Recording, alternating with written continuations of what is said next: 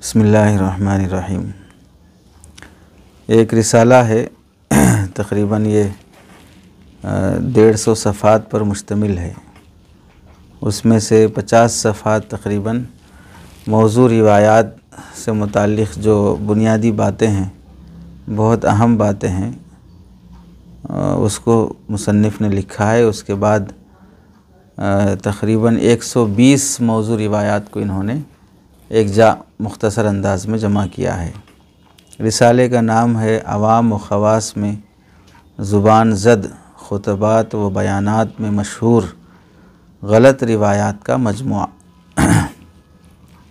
और इसको तरतीब दिया है सुलेमान रहमतुल्लाह मज़ाहिरी नदवी साहब, इमाम व ख़तीब मस्जिद सैयदना अबू बकर सिद्दीक़ कारवार कर्नाटक अल हिंद, नाशिर मकतबतुस सिद्दीक़ कारवार कर्नाटक अल हिंद। किताब की तफसीलात में एक तो मुसन्निफ़ का नाम है, इसमें मुक़द्दमा हज़रत मौलाना मुफ्ती ज़ैद मज़ाहिरी साहब दामत बरकातुहुम जो तशरीफ़ लाए थे, उस्ताद दारुल उलूम नदवतुल उलमा लखनऊ हज़रत का है। और एक दूसरे हम असर मुसन्निफ़ हज़रत मौलाना मोहम्मद यासीन ख़ान साहब क़ासमी बेंगलुर, इनकी भी एक किताब है मुरव्वजा मौज़ू अहादीस का इल्मी जायज़ा, तो इनकी भी इसमें तखरीज़ है। इसके अलावा हज़रत मुफ्ती शुएबुल्लाह ख़ान साहब दामत बरकातुहुम के भी इस पर गालिबन कलिमात हैं। तो अकाबिरीन की नज़र से गोया कि ये किताब गुज़री है, और इन्होंने भी वही जो तफसीली गैर मोतबर रिवायत का फ़न्नी जायज़ा और दीगर किताबों को ही सामने रख कर मुख्तसर अंदाज में जमा करने की कोशिश की है। तो आज किताब के जो दो हिस्से हैं, एक के मौज़ू रिवायात से मुताल्लिक़ बुनियादी गुफ्तगू जो हर आलिम को, आम आदमी को, दीनदार को मालूम होनी चाहिए, उस हिस्से को हम किसी और मौके से ज़िक्र करेंगे, चूँकि वो तफसील भी है अगरचे कि वो 40 सफ़ात का ही, लेकिन समझाने में उसमें काफ़ी वक्त लगता है, क्योंकि बुनियादी गुफ्तगू है। बाकी मौज़ू रिवायात वाले जो 120 रिवायात इन्होंने जमा किए हैं, इनमें से बहुत से वो हैं जो मुकर्रर भी हैं, यानी इससे पहले 20 मौज़ू रिवायात भी आए, फिर 50 मौज़ू रिवायात भी आए, तो उनमें भी ये रिवायात आ चुकी हैं। तो हो सकता है, बल्कि बिल्कुल यकीन है कि तकरार बहर सूरत रहेगा, क्योंकि अलग अलग मुसन्निफ़ लिखे हैं तो अपने अपने हिसाब से उन्होंने जमा किया है। तो जहाँ पर तकरार महसूस होगा वहाँ पर उसे सरसरी ज़िक्र कर देंगे, जहाँ पर तकरार महसूस नहीं होगा उसको मुकम्मल तौर पे सुनाएंगे, ताकि जहाँ एक वीडियो में या एक मजलिस में सुन चुके हैं तो बाद में फिर उसमें तहसील हासिल लाजिम ना आए। तो बितरतीब रिवायात में से पहली रिवायत है, अल्लाह ताला अपने बंदों से 70 माहों से ज़्यादा मोहब्बत करता है। तो 70 की अदद ये मुतय्यन करना ये हदीस से साबित नहीं है, इसको बतौर आयत या हदीस बयान नहीं करना चाहिए। अलबत्ता अपने बंदों से अल्लाह ताला बेइंतहा मोहब्बत करते हैं, अपने बंदों से मोहब्बत हर चीज़ से ज़्यादा करते हैं। 70 माहों की तायीन इसको बतौर कसरत के ज़िक्र की जाए तो ठीक है, उर्फ़ भी उसको समझते हों, बयान करने वाला भी समझता हो। बतौर तहदीद के ज़िक्र की जाए तो फिर ये दुरुस्त नहीं है, इससे एहतियात करनी चाहिए। हदीस में कुरान मजीद की आयत में है व रहमती वसिअत कुल्ला शै, अल्लाह की रहमत हर चीज़ को शामिल है। और इससे पहले भी वो हदीस आई थी जिसमें बुखारी शरीफ की रिवायत है कि आप सल्लल्लाहु अलैहि वसल्लम कुछ के पास कुछ कैदी आए, कैदियों में से एक औरत भी थी, और जिससे दूध बच्चे को पिला रही थी। इतने में एक बच्चा उसकी कैदियों में मिला, उसने बच्चे को फ़ौरन अपने से लगा लिया, उसको दूध पिलाने लगी। तो अल्लाह के नबी अलैहिस्सलाम ने पूछा क्या ये औरत अपने बच्चे को आग में डालना गवारा कर सकती है? तो अल्लाह ताला भी अपने बंदे को इस तरह इससे ज़्यादा गवारा नहीं करते कि आग में डालें, बल्कि अल्लाह अपने बंदों को इस औरत से ज़्यादा मोहब्बत करते हैं। तो यह माँ ही का तस्करा है ना इस वाक़े में, तो इस वास्ते अल्लाह के नबी अल्लाह ताला के साथ भी माँ के साथ बोले कि 70 माओं से ज़्यादा मोहब्बत करते हैं, उस मुनासबत से। बाकी है कि 70 का अदद के अलावा अल्लाह ताला हद से ज़्यादा मोहब्बत करते हैं, इसमें कोई हरज नहीं है। बाकी 70 की तायीन के साथ जो बयान करना गलत है, इसे 3 हज़रात ने गलत लिखा है। एक तो चंद मारूफ़ लेकिन गैर मुस्तनद अहादीस, इसके मुसन्निफ़ ने सफ़ा नंबर 55 पर, गैर मोतबर रिवायत का फ़न्नी जायज़ा जिल्द नंबर 2 सफ़ा नंबर 382 पर, फतावा दारुल वक़्फ़ देवबंद जिल्द नंबर 2 सफ़ा नंबर 93 पर इन हज़रात ने इसको गलत करार दिया है। दूसरी रिवायत है हर नबी को 40 बरस की उम्र के बाद ही नबूवत दी जाती है। तो ये बात अहादीस की किसी भी मोतबर किताब में मौजूद नहीं है, इसलिए 40 की अदद के साथ बयान करना हदीस के तौर पे, आयत के तौर पे दुरुस्त नहीं है। अल्लामा सखावी फरमाते हैं कि इब्न जौज़ी ने इसको मौजू करार दिया है। हज़रत ईसा अलैहिस्सलाम को 33 बरस की उम्र में आसमान पर उठा लिया गया था, जबकि इस वाक़ये से पहले ही उनको नबूवत मिल चुकी थी। तो 40 बरस भी नहीं हुए, नबी भी बन गए। क़ाला इन्नी अब्दुल्लाह अतानी अल किताब व जअलनी नबिय्या। तो 40 बरस की तायीन किसी भी नबी के साथ ये हदीस से साबित नहीं है। अल्लाह उससे पहले भी किसी को नबूवत दे सकते हैं। उम्दतुल अक़ाबिल गैर मोतबर रिवायत का फ़न्नी जायज़ा, चंद मारूफ़ लेकिन गैर मुस्तनद अहादीस, मुरव्वजा मौज़ू अहादीस का इल्मी जायज़ा, इन चारों किताबों में इसको गलत करार दिया है। तीसरी रिवायत है अल्लाह को सबसे ज़्यादा कौन महबूब हैं। ये आ गया शायद। कहते जिब्राईल अलैहिस्सलाम ने अल्लाह के नबी अलैहिस्सलाम से पूछा, अल्लाह के रसूल, अल्लाह के नज़दीक आप ज़्यादा महबूब हैं या अल्लाह का कलाम महबूब है। तो तफसील बयान की जाती है। ये भी किसी भी किताब के हवाले से साबित नहीं है, बयान नहीं करना चाहिए। चौथी रिवायत भी आ गई इससे पहले। हज़रत अय्यूब अलैहिस्सलाम की बीमारी की वजह से बदन में कीड़े पड़ने का जो वाक़या है, जिसकी वजह से आपको कचरा कुंडी के पास छोड़ दिया गया था, जिस्म पे कीड़े पड़ते थे, आप उठा के रख लेते थे, ये सब बातें साबित नहीं हैं। पांचवी रिवायत ये भी मशहूर है, आप सल्लल्लाहु अलैहि वसल्लम का एक बूढ़ी औरत का गठरी उठाने का वाक़या। वो मोहम्मद नाम को बुरा भला कह रही थी, फिर उसके बाद ईमान ला ली। तो ये वाक़या भी साबित नहीं है। तारीख़ की 2 बूढ़ियों के नाम से कुतुब फतावा में भी लिखा हुआ है। छठवीं रिवायत है कि आप सल्लल्लाहु अलैहि वसल्लम का हज़रत अबू बकर सिद्दीक़ रज़ी अल्लाह तआला अन्हु से ये कहना कि जब ईमान लाए हज़रत अबू बकर रज़ी अल्लाह तआला अन्हु, तो आप सल्लल्लाहु अलैहि वसल्लम के पास तशरीफ़ लाए और कहा कि अल्लाह के रसूल, अब मेरा काम क्या है। तो आपने फरमाया, जो मेरा काम है वही तुम्हारा काम है, यानी अब दावत देना, ये बताना मकसूद है उससे। तो ये बात भी किसी भी तारीख़ की किताब से साबित नहीं है, ना हदीस की किताबों में मिलती है, इसलिए बिला दलील के इसे बयान करना दुरुस्त नहीं है। यानी ये उस मौके पे बयान किया जाता है कि भाई एक आदमी जब दीन पर आया तो उसका अब काम है कि आगे दूसरे को दीन पे लाना। चुनांचे हज़रत अबू बकर ईमान लाए तो आपने फरमाया क्या काम है, अब मेरा जो काम है दावत का काम, वही आपका दावत का काम है। तो फिर हज़रत अबू बकर गए, पहले दिन 6 लोगों को इस्लाम लाए, दूसरे दिन 4 लोग इस्लाम लाए। इस तरह दावत के काम को बताने के लिए बोलते हैं। बाकी है कि ये सनदन साबित नहीं है। 7वीं रिवायत ये भी आ गई कि आप सल्लल्लाहु अलैहि वसल्लम का अबू जहल को 70 या 100 मरतबा दीन की दावत देने के लिए जाना, और एक मरतबा सख्त बारिश और आंधी के वक्त दरवाज़ा खटखटाना। अबू जहल का इरादा कि जो भी इस वक्त हाजतमंद आया होगा उसकी हाजत पूरी करूँगा। दरवाज़ा खोला तो आप सल्लल्लाहु अलैहि वसल्लम थे, तो नाराज़गी से दरवाज़ा बंद कर दिया और दावत कबूल करने से इनकार कर दिया। तो ये चीज़ साबित नहीं है, ये वाक़या बयान नहीं करना चाहिए। अलबत्ता इतनी बात तो साबित है कि अबू जहल को आप सल्लल्लाहु अलैहि वसल्लम ने दावत दी है, और कई अहादीस से साबित है। कितनी बार दावत दी, किस मौके पे दावत दी, ये साबित नहीं है। हज़रत मुग़ीरा बिन शुअबा रज़ी अल्लाह तआला फरमाते हैं, सबसे पहले दिन जो मैंने रसूलुल्लाह सल्लल्लाहु अलैहि वसल्लम को पहचाना, उसका क़िस्सा यूँ है कि मैं और अबू जहल बिन हिशाम मक्के की गलियों में जा रहे थे। अचानक हमारी हुज़ूर सल्लल्लाहु अलैहि वसल्लम से मुलाकात हुई, तो हुज़ूर सल्लल्लाहु अलैहि वसल्लम ने अबू जहल से फ़रमाया, ए अबुल हकम, आओ अल्लाह और उसके रसूल की तरफ, मैं तुम्हें उसकी दावत देता हूँ। अबू जहल ने जवाब दिया, है मोहम्मद, क्या तुम हमारे खुदाओं को बुरा कहने से बाज़ नहीं आओगे? आप यही चाहते हैं कि हम गवाही दें कि आपने पैगाम पहुँचा दिया? चलो हम गवाही देते हैं कि आपने पैगाम पहुँचा दिया। अल्लाह की कसम, अगर मुझे मालूम होता कि जो कुछ आप कह रहे हैं वो हक़ है तो मैं आपका इत्तिबा ज़रूर कर लेता। यह सुनकर हुज़ूर सल्लल्लाहु अलैहि वसल्लम वापस तशरीफ़ ले गए।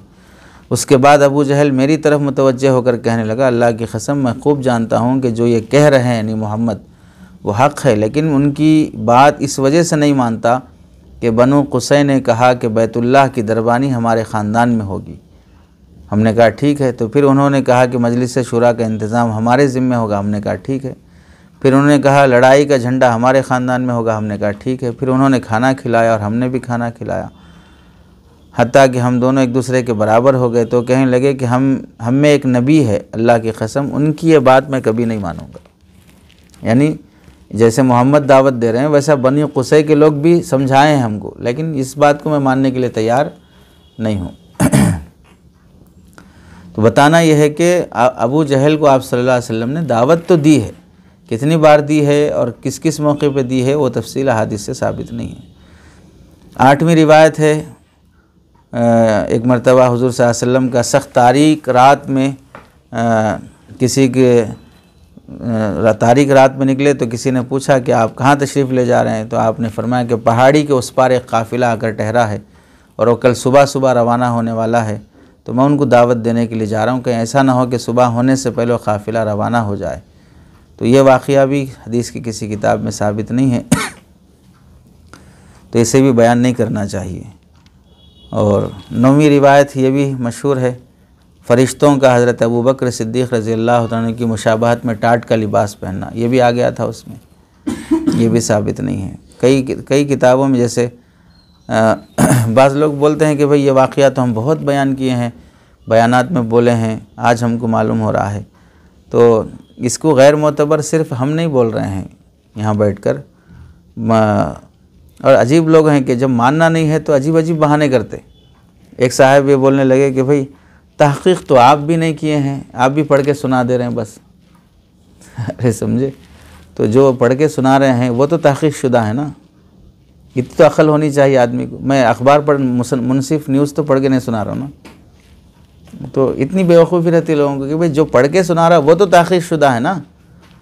कुरान तो आप पे नहीं उतरा है तो हम कैसे माने, तो मेरे ऊपर तो नहीं उतरा, भाई जो उतरा वो तो सही है ना, उसे तो कुरान मानते ना आप।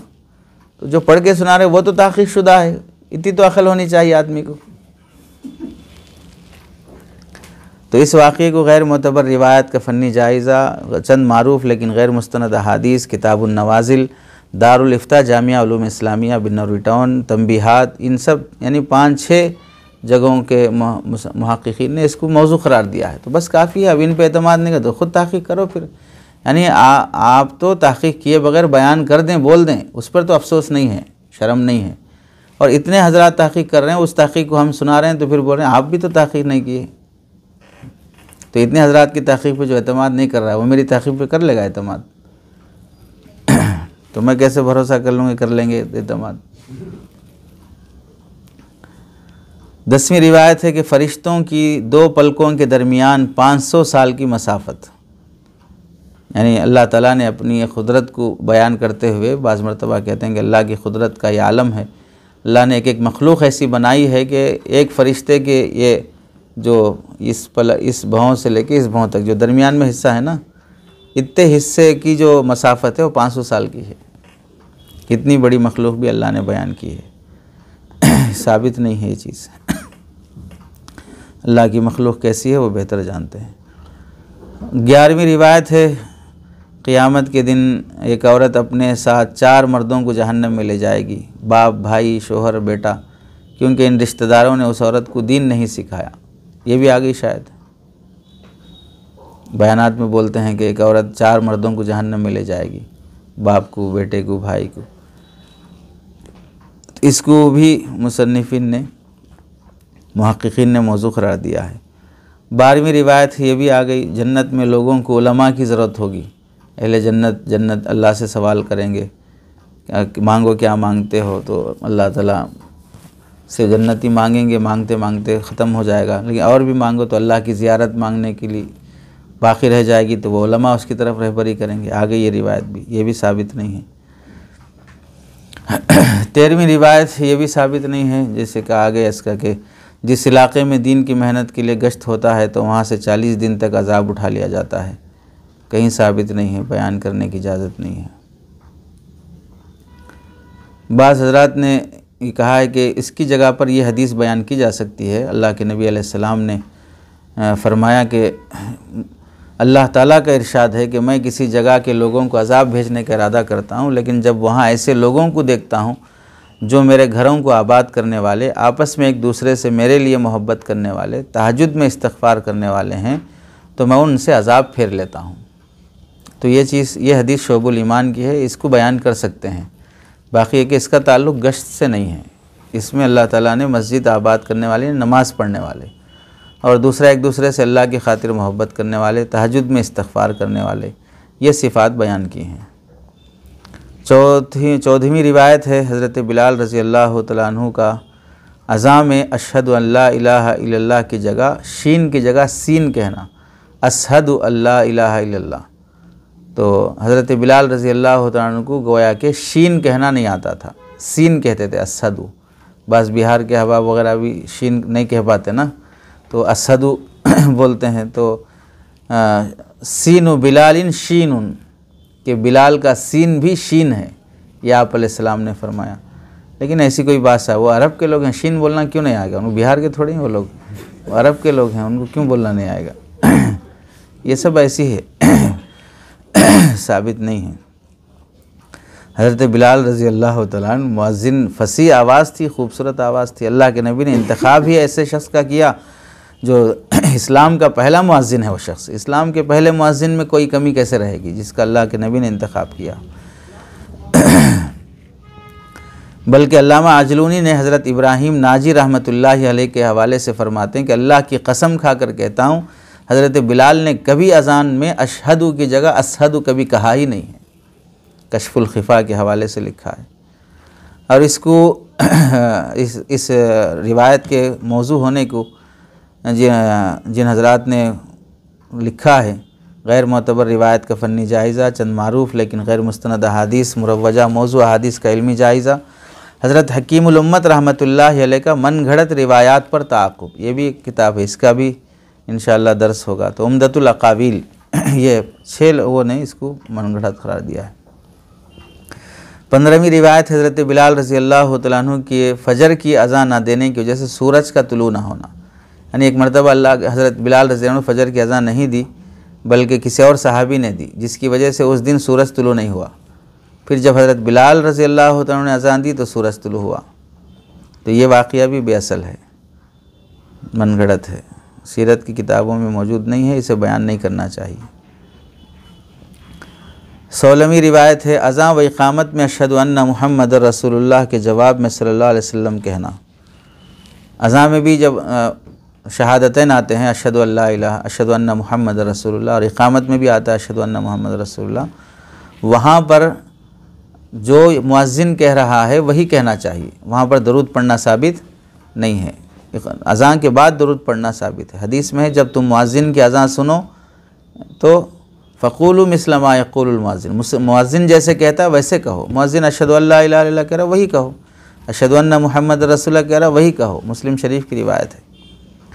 17वीं रिवायत है फ़जर की अज़ां में अस्सलातु खैरुम मिनन नौम के जवाब में सदक़ता व बररता कहना, ये हदीस से साबित नहीं है, फ़ुक़हा ने लिखा है। समझ, नूरुल इज़ाम में भी पढ़े होंगे ना, सदक़ता व बररता कहना चाहिए। तो खैरुम मिनन नौम कहना ये अफ़ज़ल और मसनून है, इसलिए कि हदीस में अस्सलातु खैरुम मिनन नौम के जवाब में अस्सलातु खैरुम मिनन नौम कहना, मुअज़्ज़िन अस्सलातु खैरुम मिनन नौम कहता है तो अपने को भी वही कहना है, अस्सलातु खैरुम मिनन नौम, यही कहना अफ़ज़ल है और मसनून है, इसलिए कि हदीस में है जब तुम मुअज़्ज़िन की अज़ान सुनो तो वही कलिमात को जो मुअज़्ज़िन कहता है। और 18वीं रिवायत है मस्जिद में बातें करने से नेकियों का ख़त्म हो जाना। मुकम्मल रिवायत क्या है? मस्जिद में दुनिया की बातें करने से 40 साल की नेकियां ज़ाय हो जाती हैं। मस्जिद में बातें करना नेकियों को इस तरह ख़त्म कर देता है जिस तरह के आग लकड़ी को या जानवर घास को ख़त्म कर देता है। नंबर 3, जब कोई मस्जिद में आकर बातों में मशगूल हो जाता है तो फ़रिश्ते कहते हैं अल्लाह के बंदे खामोश हो जा। अगर वो फिर भी बातों में मशगूल रहता है तो फ़रिश्ते कहते हैं अल्लाह के मबगूज़ बंदे चुप रहे। अगर फिर भी वो बातों में लगा रहता है तो फ़रिश्ते कहते हैं तुझ पर अल्लाह की लानत, चुप रहे। ये जो जितनी भी रिवायतें हैं, अइम्मा मुहद्दिसीन ने इन रिवायत को मौजू करार दिया है, इसका कोई सबूत नहीं मिलता, बयान करने से इज्तनाब करना चाहिए। अलबत्ता मस्जिद में बातें करने की मज़म्मत हदीस से है, लोगों पर ऐसा ज़माना आएगा कि जब लोग मस्जिद में बैठकर दुनिया की बातें करेंगे, लिहाजा तुम उनके पास ना बैठना। अल्लाह को ऐसे लोगों की कोई ज़रूरत नहीं है। मना है, जायज़ नहीं है मस्जिद में बैठ के दुनिया की बातें करना। ये अपनी जगह पर सही है, लेकिन जो वईदें सुनाई गई हैं वो वईदें अहादीस से साबित नहीं हैं। और 19वीं रिवायत है, नमाज मोमिन की मेराज है। ये किताबों में लिखा हुआ है। बाकी इस पर तफसीली कलाम किसी और मौके से करेंगे, क्योंकि यहाँ पर इन्होंने तफसील नहीं लिखा है। तफसीली कलाम दूसरी जगह पर है मौजूद। इसमें बहुत से लोगों को एतराज़ होता है कि भाई फ़लाँ किताब में है, हज़रत शेख की किताब में है, नमाज मोमिन की मेराज है, आप कैसे इसको मन गढ़ंत करार देते हैं। तो हम कहाँ करार देते हैं, आप मालूम कर लें। दारुल उलूम देवबंद अभी भी अल्हम्दुलिल्लाह बाहयात है, ज़िंदा है। पूछें कि ये हदीस साबित है नहीं है, पूछ लेना चाहिए। जज्बात में नहीं आना है, बस ख़त्म। वाक़ियतन तहक़ीक़ का जज्बा होना, सही गलत क्या है मालूम करना। तो इस बात को हदीस या हदीस का मफ़हूम कह के बयान करना दुरुस्त नहीं है। 20वीं रिवायत है इस्तिखारे से मुतालिक़। इस्तिखारा करने वाला नामुराद नहीं होता, मशवरा करने वाला कभी शर्मिंदा नहीं होता। मा नदीमा मस्तखारा वमा ख़ाब मन इस्तशारा, ये अल्फाज बोलते हैं गालिबन। तुम लोग भी सही वक्त नहीं लगाते शायद, सीख के आना चाहिए। हम सब बचपन में सीखी हुई चीज़ें हैं, सब याद दिलाई जाती है हदीसें। बाज़ अइम्मा ने इसको झूठी कहा है, बाज़ मुहद्दिसीन ने इसको हद दर्जे ज़ईफ़ कहा है, लिहाजा हदीस कह के बयान करना दुरुस्त नहीं है। बाकी के इस्तिखारे का हुक्म है, मशवरे का भी हुक्म है, वो अपनी जगह पर मुसल्लम है। ये बात जो हदीस बोली जाती है वो साबित नहीं है। और 21वीं रिवायत है, बेनमाजी की नहूसत 40 घरों तक पहुँचती है। ये तो आ गई थी, दाएँ बाएँ जाए, तो ये भी साबित नहीं है। 22वीं रिवायत, बेनमाजी की नहूसत, एक ये वाक़या भी आ गया था कि एक शख्स अल्लाह के नबी अलैहिस्सलाम के पास आए, फ़ाक़े की शिकायत किए कि आपके घर के दरवाज़े पर पर्दा डाल दो। पर्दा डालने से घर का फ़ाक़ा ख़त्म हो गया। वजह पूछी तो यही मालूम हुआ कि बाहर से जो बेनमाजी गुज़रते हैं उनकी निगाह की नहूसत से घर की बरकत ख़त्म हो गई। तो ये रिवायत भी, वाक़या भी साबित नहीं है, किसी किताब में मौजूद नहीं, बयान करने से परहेज़ करना चाहिए। 23वीं रिवायत है, नाखून काटने का मखसूस तरीक़ा। मखसूस तरीक़े में मतलब ये है कि इसको सुन्नत कहना साबित नहीं है, अलबत्ता बेहतर तरीक़ा है, मुस्तहब है। भाई शहादत की उंगली से काटो, फिर इस तरीक़े से काटो जैसा कि आम किताबों में लिखा हुआ है, तो ठीक है भाई, जो काटो बेहतर तरीक़ा है, अच्छा दिख रहा है। बाकी मसनून इसे कहा नहीं जा सकता। कुतुब फतावा में भी इसकी तसरीह मौजूद है, फतावा दारुल उलूम देवबंद, बन्नरिया टाउन, इनमें भी इसकी तहरीर सराहत मौजूद है। 24वीं रिवायत है, मुआनक़े में 3 बार गले मिलना। इन सब में मुतलक़न एक बार ही मुआनक़े का ज़िक्र है। जितनी अहादीस मुआनक़े के बारे में हैं उसमें सिर्फ़ एक बार का ही ज़िक्र है, इसलिए मुआनक़े में 3 बार गले मिलने को सुन्नत समझना ये दुरुस्त नहीं है। बिलखुसूस ईद के मौके पर, ईद उल फ़ितर, ईद उल अज़हा के मौके पर जो लोग इमाम से, ख़तीब से मिलते हैं तो सीना संदोख हो जाता बेचारे का, सब खाली हो जाता। इतने 3-3 बार उसे धबाधब बोल के करेंगे तो वो बाद में वो सीना नहीं रहता हो। तो 3-3 बार मिलना सुन्नत नहीं है। रिवायत नंबर 25, दुनिया आखिरत की खेती। दुनिया मज़राअतुल आखिरा, ये वाक़ियतन दुनिया आखिरत बनाने की जगह ही है। बाकी कि यह हदीस भी यानी इन अल्फाज से साबित है, मानन दुरुस्त है, कह सकते हैं कि जो शख्स आखिरत का तलबगार है तो हम उसके लिए उसकी खेती बढ़ा देते हैं, और जो दुनिया की खेती चाहता है तो हम उसके लिए दुनिया ही में कुछ दे देते हैं, आखिरत में उसका कुछ हिस्सा नहीं रहता। तो मानन ये साबित है, मानन कह सकते हैं। और रिवायत नंबर 26, अल्लाह ताला ने इस दुनिया में कुल 18,000 मखलूक़ात पैदा की हैं। बोलते हैं बाज़ मरतबा मखलूक़ात की तादाद 18,000 होना ये किसी हदीस से साबित नहीं है तायीन के साथ। ये तादाद मखलूक़ात के बारे में नहीं, बल्कि कुल आलम यानी दुनियाए जहाँ के बारे में है। हज़रत वहाब से मनक़ूल है कि कुल आलम की तादाद 18,000 है। हज़रत सहाबा और ताबईन से कुल आलम के बारे में मुतअद्दिद अक़वाल मनक़ूल हैं। किसी ने 70,000, किसी ने 40,000, किसी ने 1,000, पर 18,000 की तादाद हदीस से नहीं है, तो बयान करने से एहतियात करना चाहिए। 27वीं रिवायत है, दीन के बारे में थोड़ी देर फ़िक्र करना 60-70 साल 80 साल की इबादत से बेहतर है। तो इसे बतौर हदीस का मफ़हूम कह के बयान ना किया जाए। मुहद्दिसीन ने इसको हद दर्जे ज़ईफ़ और बाज़ ने मनगढ़ंत करार दिया है। अलबत्ता इसके अलावा ये कह सकते हैं फ़ज़ाइल के तौर पे अक़वाल यानी हदीस बोल के बयान करना नहीं है, फ़लाँ का कौल है। जैसे तुम में से किसी शख्स का अल्लाह के रास्ते में थोड़ी देर खड़ा रहना उसके अपने घर पर 70 साल की नमाज से बेहतर है। तिरमिज़ी की रिवायत है। अब यहाँ भी रहता है कि जो हज़रात मोहतात हैं वो बोलते हैं अल्लाह के रास्ते से मुराद यहाँ पर जिहाद मुराद है, आम मुराद नहीं है। थोड़ी देर का गौर व फ़िक्र करना साल भर की इबादत से बेहतर है। ये हज़रत सिर्री सख्ती रहमतुल्लाह अलैह का कौल है। एक घड़ी गौर व फ़िक्र करना रात भर की इबादत से बेहतर है। ये हज़रत हसन बसरी रहमतुल्लाह अलैह का कौल है। थोड़ी देर का गौर व फ़िक्र करना एक तवील ज़माने के अमल से बेहतर है। ये हज़रत अमर बिन कैस अल-मुलाई अत-ताबई का कौल है। एक घड़ी का गौर व फ़िक्र करना रात भर की इबादत से बेहतर है। ये हज़रत इब्न अब्बास, हज़रत अबू दरदा रज़ी अल्लाह तआला अन्हु का कौल है। तो इतना तो मिल गया कि थोड़ी देर का गौर व फ़िक्र करना ये रात भर की इबादत से बेहतर है। इतना मिला। 70-80 साल की बात तो नहीं मिल सकी, साबित नहीं है। और दूसरी बात है कि गौर व फ़िक्र करने का क्या मतलब है, उसमें भी मुहद्दिसीन ने काफ़ी तशरीह की है। तो इसलिए फ़ज़ाइल के तौर पे दूसरी बातें बोलना चाहिए जो साबित हैं। 28वीं रिवायत है मेराज में अत्तहियात मिलने का वाक़या। जब आप अलैहिस्सलाम मेराज पे तशरीफ़ ले गए तो अल्लाह ताला से मुलाकात की। उस वक्त आप सल्लल्लाहु अलैहि वसल्लम ने कहा अत्तहियातु लिल्लाहि व सलवातु तय्यिबात। तो अल्लाह ताला ने फरमाया अस्सलामु अलैका अय्युहन नबी व रहमतुल्लाहि व बरकातुहू। और फिर आप सल्लल्लाहु अलैहि वसल्लम ने अपनी उम्मत को याद किया और कहा अस्सलामु अलैना व अला इबादिल्लाहिस सालिहीन। तो ये अत्तहियात मेराज पर दी गई, इस पस मंज़र में दी गई, ये अहादीस से मुस्तनद अहादीस से साबित नहीं है। बुखारी वगैरह की रिवायत में तो ये है कि आप सल्लल्लाहु अलैहि वसल्लम ने ख़ुद सहाबा को सिखाया अत्तहियात ज़मीन पर। 29वीं रिवायत है, ये भी मशहूर बयान में आ गई कि हज़रत अब्दुर्रहमान बिन औफ़ रज़ी अल्लाह तआला अन्हु का पूरे मदीने वालों को दावत देना और एक सहाबी का अल्लाह के नबी अलैहिस्सलाम का दीन फैलने के सिलसिले में गौर व फ़िक्र के लिए बैठना, ये भी आ गई। 30वीं रिवायत है कि आप सल्लल्लाहु अलैहि वसल्लम के रास्ते में कूड़ा डालने वाली औरत की इयादत करना, ये भी आ गया ना। एक औरत कचरा डालती थी, आप सल्लल्लाहु अलैहि वसल्लम कुछ नहीं फरमाते, बीमार हो गई तो आप इयादत के लिए गए, वो अखलाक से मुतासिर हुई, फिर इस्लाम कबूल कर ली। तो ये भी साबित नहीं है। कई हज़रात ने इसको मनगढ़ंत करार दिया है। 31वीं रिवायत है कि सिदरतुल मुंतहा के पास हज़रत जिब्राईल अलैहिस्सलाम का आप सल्लल्लाहु अलैहि वसल्लम का साथ छोड़ देना और आप सल्लल्लाहु अलैहि वसल्लम का नालैन पहन कर चलना। यानी शब मेराज में जब सिदरतुल मुंतहा के पास पहुँचे तो हज़रत जिब्राईल अलैहिस्सलाम रुक गए और फरमाया आपने फरमाया जिब्राईल क्या इस मकाम पर तुम मुझे तन्हा छोड़ दोगे? तो हज़रत जिब्राईल अलैहिस्सलाम कहने लगे अल्लाह के रसूल मैं इससे आगे नहीं जा सकता, अगर मैं इससे आगे बढ़ गया तो नूर की तजल्ली से जल जाऊँगा।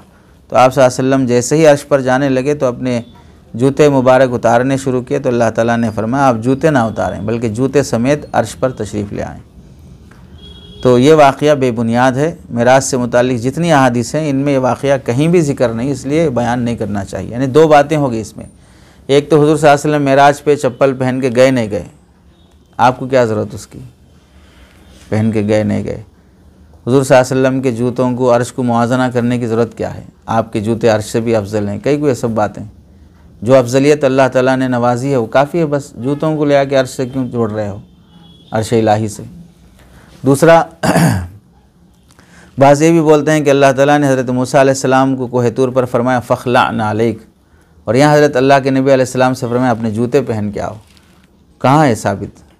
यानी आप अलैहिस्सलाम की फ़जीलत हज़रत मूसा अलैहिस्सलाम पर साबित करने के लिए जूतों तक गिर जाने की ज़रूरत क्या है, जो साबित नहीं है। और दूसरा ये है कि सिदरतुल मुंतहा पर हज़रत जिब्राईल अलैहिस्सलाम साथ छोड़ दिया और ये फरमाया कि अगर इससे आगे बढ़ूँगा तो मेरे पर जल जाएंगे। शेख सादी रहमतुल्लाह ने भी बुस्तान में लिखा है, हमारे अकाबिरीन की नातों में भी ये बात मौजूद है। बाकी है कि अहादीस से साबित नहीं, इस वास्ते बयान करने से एहतियात करना चाहिए। अच्छा साबित नहीं है तो अकाबिर क्यों बोले फिर? तो अब ये जो मौजू बता रहे हैं ये कौन मौजू बता रहे हैं? ये असागिर नहीं बोल रहे, ये मौजू भी अकाबिर बोल रहे हैं। अरे समझे, बड़ों का मामला हमारा है नहीं इसमें।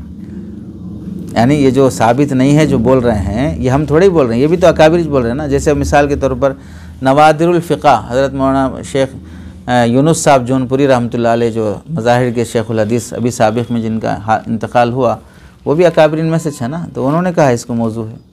अल यवाक़ितुल गालिया ये उनसे पहले अकाबरीन में से, शेख सादी से पहले भी, तो इन्होंने कहा इसको गैर मोतबर। तो जो गैर मोतबर बोल रहे हैं वो भी अकाबरीन हैं, तो एक अकाबिर को मानते दूसरे को नहीं मानते, ये क्या मतलब है? तुमिनूना बिबादिल किताबी व तकफुरूना बिबाद। 32वीं रिवायत है, क्या केला खाने का मसनून तरीक़ा क्या है? ये भी आ गया शायद ना, केला खाने का कोई मसनून तरीक़ा हदीस की किसी मोतबर किताब में साबित नहीं है। पहली बात तो है कि हुज़ूर सल्लल्लाहु अलैहि वसल्लम के ज़माने में केला था नहीं था, वो ख़ुद सोचने की ज़रूरत है और फिर उसके खाने के तरीक़े के मुतालिक जिन बातों में शरीयत ने कोई तहदीद नहीं रखी है उसमें हमें पढ़ना भी नहीं चाहिए, पीछे जैसा है वैसा करो, उसमें क्या है। 33वीं रिवायत, ए अली सोने से पहले 5 काम कर लिया करो, 4000 दिनार सदका करना, 1 मरतबा कुरान शरीफ पढ़ना, जन्नत की कीमत दे के सोना, 2 लड़ने वालों में सुलह करा के सोना और 1 हज करके सोना।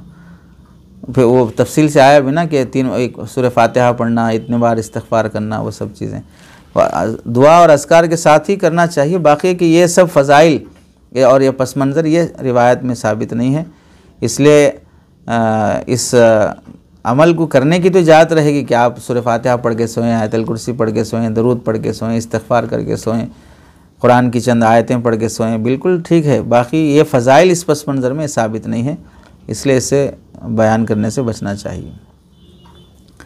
ये रिवायत भी बहुत मसला है, बोलते हुए भी आदमी को हैबत होती है कि भाई बड़ा मसला हो जाता है, क्या लोग संजीदा नहीं लेते हैं। जानबूझकर 1 नमाज क़ज़ा करने पर 2 करोड़ 88 लाख बरस जहन्नम में जलना होगा। फ़ज़ाइल में मौजूद है किताब ये वाक़या, एक हदीस, जो शख्स नमाज को क़ज़ा कर दे गो बाद में पढ़ ले फिर भी अपने वक्त पर न पढ़ने की वजह से 1 हुक्ब जहन्नम में जलेगा, और हुक्ब की मिक़दार 80 बरस की होती है, और 1 बरस 360 दिन का होता है, और क़ियामत का 1 दिन 1000 बरस का होता है। इस हिसाब से 1 हुक्ब की मिक़दार 1 करोड़ 88 लाख बरस होगी। तो हज़रत शेख ने काफ़ी तफसील से ज़िक्र किया है। तो हदीस की मुस्तनद किताबों में साबित नहीं है, इसलिए हदीस का मफ़हूम कह के इसे बयान करना दुरुस्त नहीं है। अब बाकी है कि भाई हज़रत शेख ने क्यों ज़िक्र किया इसको, तो हज़रत शेख के हवाले से भी जो ख्याल आता है, एतराज़ होता है, उसे भी दिफा कर रहे हैं। कई जवाबात हैं, यहाँ पर सिर्फ एक इन्होंने नकल किया है, और जब तफसीली एक रिवायत पर तफसीर आएगा तो उस वक्त हम भी ज़िक्र करेंगे। हज़रत शेख ने इस रिवायत को मजालिसुल अबरार के हवाले से ज़िक्र किया है, किसी दूसरी हदीस की किताब के हवाले से नहीं, और साहिब मजालिसुल अबरार ने इस रिवायत को बग़ैर किसी हवाले के ज़िक्र किया है। तो हज़रत ने उस किताब का हवाला दिया, उस किताब में कोई हवाला ही नहीं है। और फिर उसके बाद शेखुल हदीस ने मज़कूरा हदीस के ज़िक्र करने के बाद फ़ज़ाइल अमाल में हाशिये में यह वजाहत भी अरबी में लिखी है, क़ुल्तु वलम अजिदहु फ़ीमा इंदी मिन कुतुबिल हदीस, यानी मेरे पास जो हदीस की किताबें मौजूद हैं उसमें मुझे ये रिवायत कहीं नहीं मिल सकी। हज़रत शेख खुद लिख रहे हैं, तो मतलब है कि हज़रत शेख ने जो जिक्र किया हज़रत को भी नहीं मिली वो रिवायत कौन किसी हदीस की किताब में। तो हज़रत ने अपनी ज़िम्मेदारी दे दी, भाई मुझे नहीं मिली किताब, हदीस देख लीजिए। अब आप जहाँ तक जानबूझकर नमाज़ छोड़ने का मामला है तो दीगर अहादीस में इसके मुतालिक सख्त और संगीन वाइदें वारिद हुई हैं, तो इस वास्ते नमाज जानबूझकर छोड़ना नहीं चाहिए, वो अपनी जगह पर गुनाह है, गलत बात है। बाकी है कि हुकूक़ की मिक़दार क्या है, तो बाज़ सहाबा ताबईन से मुख्तलिफ़ तफसीरें मनक़ूल हैं।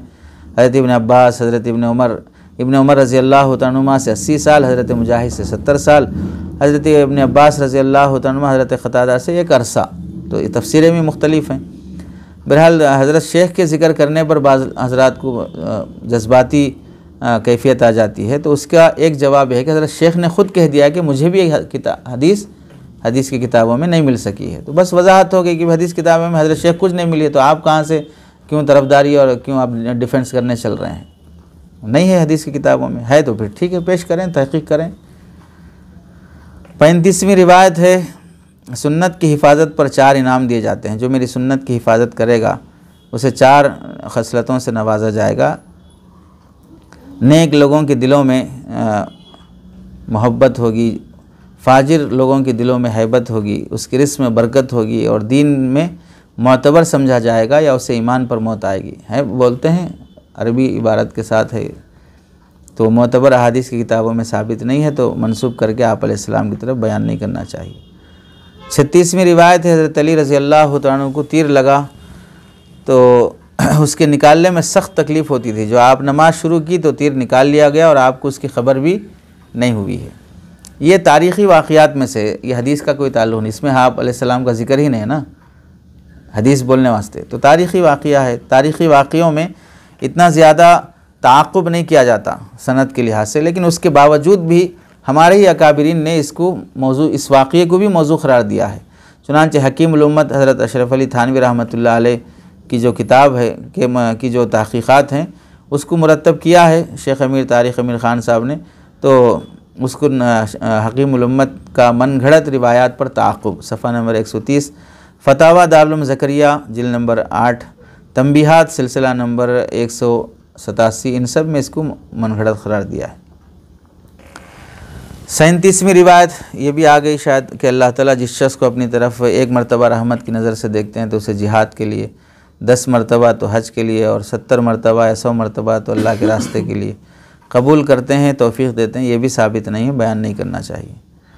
38 मरतबा 38वीं रिवायत, दाई का क़ब्रस्तान से गुज़र होता है तो उस क़ब्रस्तान के मुर्दों से 40 रोज़ तक अज़ाब दूर कर दिया जाता है, ये भी साबित नहीं है, बयान नहीं करना चाहिए। 39वीं रिवायत, आप अलैहिस्सलाम के हाथ की छुई हुई रोटी का तन्नूर में न पकना, ये भी आ गई ना हज़रत फ़ातिमा रज़ी अल्लाह तआला के साथ, कि आप अलैहिस्सलाम का हाथ जिस रोटी को लगा उसे जहन्नम की आग भी नहीं सूझ सकती, तो दुनिया की क्या।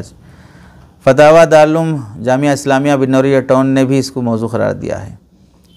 40वीं रिवायत है कि अल्लाह के रास्ते में निकलता है बंदा तो उसके घर के 500 फरिश्ते उसके घर की हिफाजत करते हैं, ये रिवायत भी साबित नहीं है। तो उसकी जगह पर यह बयान हो सकता है कि जिस शख्स में इन 3 चीज़ों में से कोई एक चीज़ भी होगी तो वो अल्लाह की ज़िम्मेदारी में होगा। जो शख्स अल्लाह के रास्ते में निकलेगा वो अल्लाह की ज़िम्मेदारी में होगा। अगर वफ़ात पा जाए तो अल्लाह उसे जन्नत में दाखिल करेगा, अगर वो अपने हयाल में लौट आए तो अज्र या माल गनीमत से लौट आएगा। तो अब यहाँ पर रिवायत ज़िक्र करने में भी देखो अज्र या माल गनीमत से लौट आएगा, तो माल गनीमत का लफ्ज़ बता रहा है कि भाई यहाँ पर आम रास्ता मुराद नहीं है, जिहाद मुराद है।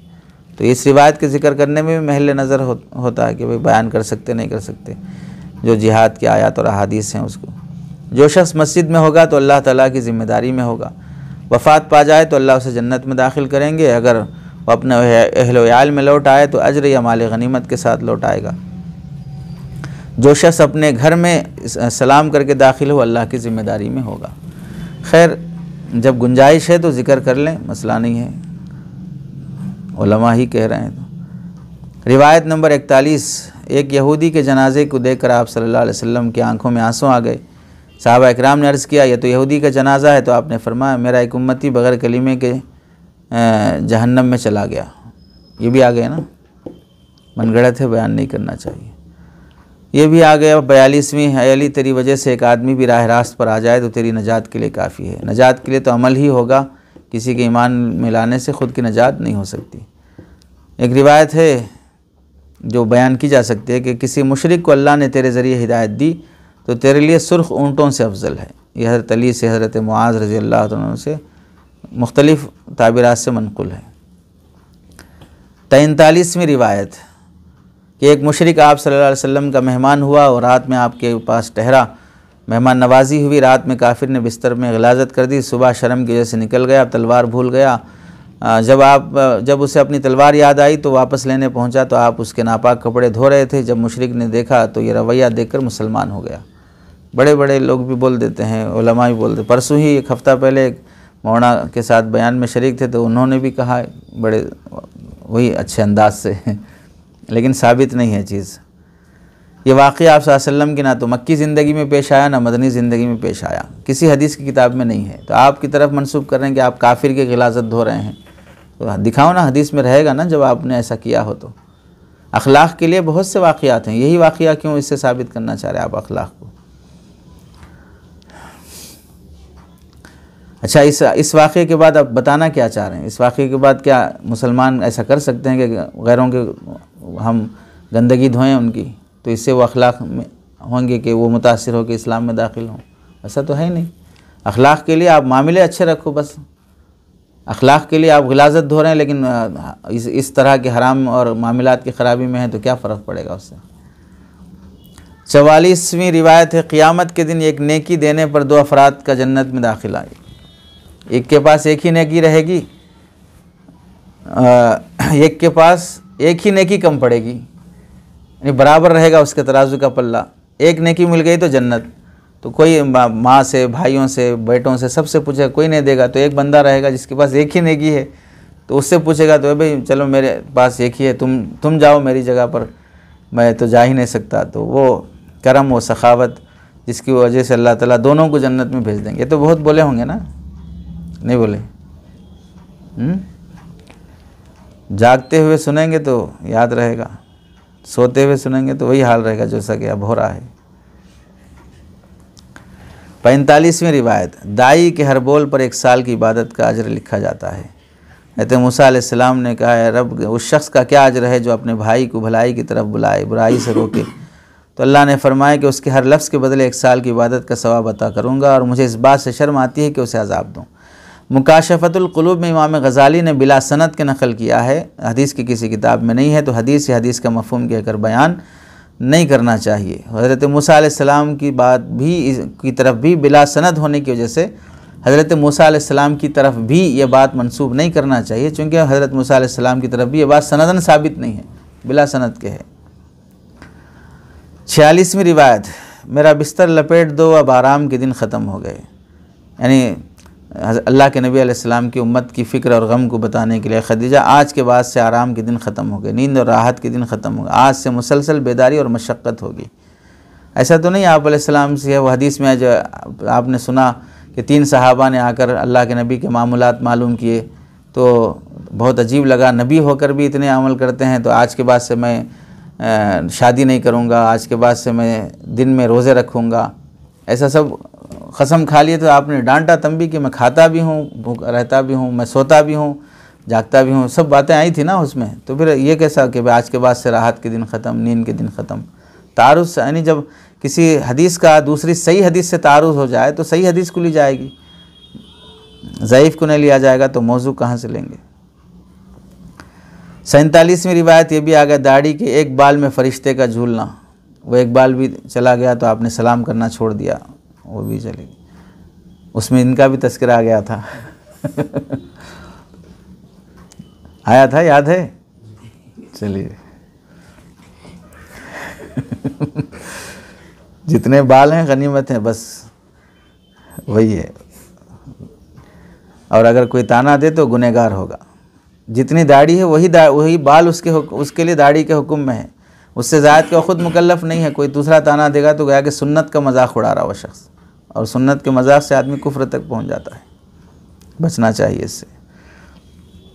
48वीं रिवायत है, मदीने में एक तबीब का मतब दवाखाना खोलना। मदीना आया एक डॉक्टर और आपकी इजाज़त से क्लिनिक खोला, कई दिन हो गए कोई इलाज को नहीं आया, तो आप सल्लल्लाहु अलैहि वसल्लम से शिकायत की कि क्या बात है, मदीने में कोई बीमारी नहीं हो रहा है। जब बताया गया कि हम ऐसी कौम है जो सख्त भूख के अलावा नहीं खाते, और जब खाते भी तो पेट भर के नहीं खाते, तो तबीब ने सुनकर कहा कि ऐसी कौम कभी बीमार नहीं होती है, बेकार यहाँ पर क्लिनिक खोलना, चला गया वापस। ऐसा नहीं है, सहाबा से साबित है ना कि हज़रत अबू बकर बीमार हो गए थे, हज़रत बिलाल बीमार हो गए थे।